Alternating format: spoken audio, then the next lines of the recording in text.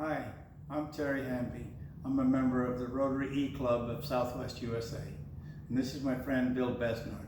He's a polio survivor, and he's got a story I think you'd like to hear. So with that, I'll turn it over to Bill. Thank you, Terry. Yes, Terry said my name is Bill Besnard. I'm 72 years old, and in 1949, at the age of 9 months, I contracted polio.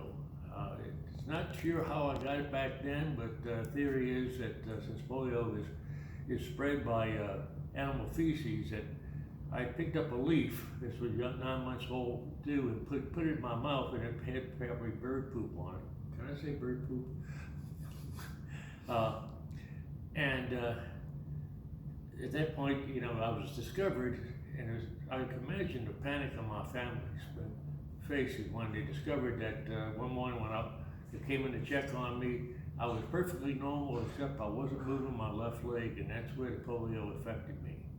The permanent effect on that was I had a stunt growth in my left leg, and I had what's called drop foot. It affected the muscles, the nerves that control the muscles, and I couldn't lift my foot up or lift my toes up, and which still affects me till today. It was kind of tough with that, I can imagine, the parents, because when they discovered me, they took me to the doctor and immediately brought me to the hospital where they quarantined me in isolation for about a month. My parents could only view me through windows. Then I spent a total of 12 months in the hospital wards, Touro Infirmary in New Orleans. I don't remember it, but I've seen pictures of plain white metal cribs with just bare bottom with entertainment for a young child, and lots of other crying babies around along with me. To today, one of the effects of that first part was that separation disorder. I never did get that real bonding, so it stayed with me all my life. But the physical part was, till today, I suffer from post-polio syndrome, which is part of the polio problem. It affects my other leg and my arms that I used to overcompensate for the lack of muscle in my left leg. It was tough growing up. I was in a small community, and immediate friends were okay, except they'd like to have nicknames for me, such as Crip or Gimp, or Hoppy, and you kind of learn to accept that and live with it. But as I got older in school, being excluded from any kind of outside activities because you were never good enough, had its mental effects on me growing up. All through primary school and high school, I kind of had to battle with that. I wore a brace, heavy metal brace on my left leg up until about I was 13 years old when they finally did the second surgery. First surgery they tried to perform on me to correct that by rerouting tendons. Lasted for a very short period of time, so what they ended up doing is fusing my left ankle, which today makes it extremely difficult to walk since I don't know if you've ever tried not bending your foot up and going up and down a hill or stairs. I have very little strength in my left leg, and so you learn to adjust, but it makes things difficult. And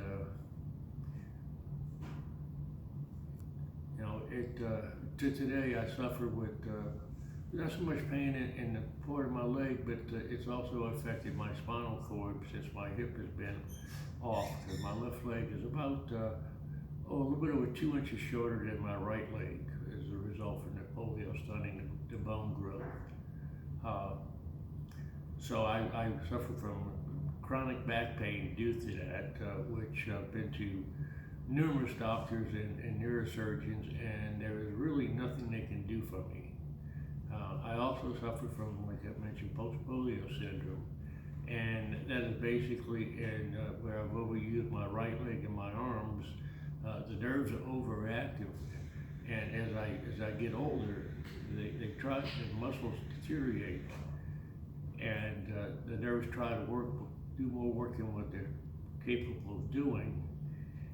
And I suffer, a lot severe pain in my right leg and both arms when I try to exercise. So Bill, how was it, were you able to have a family and get married or work? For the most part, yes, I did. I didn't let it hold me down. I didn't let it pull me back, and that's part of why I'm suffering today.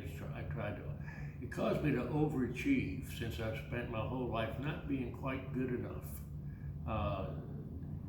The emotional effects of polio, caught up with me. It wasn't until just the last couple of years when I wear shorts out in public because I felt ashamed of my appearance. And but rather than that, what you just asked is that it didn't affect really my ability to raise a family, to work. I did numerous different jobs, some very physical,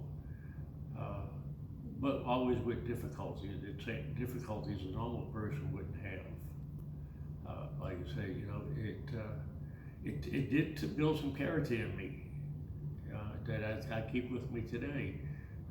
The doctor said by the age of 45 I shouldn't be walking anymore, and I probably would agree with them, but here at 72 I'm still walking. I kind of refuse to use crutches or a wheelchair or a cane. There's a little stubbornness that got built into me because of the polio. Well, I would, I hear that you have a video that you think we should see. Yes, there is a video that's done about how polio is still affecting people in third world countries like Nigeria.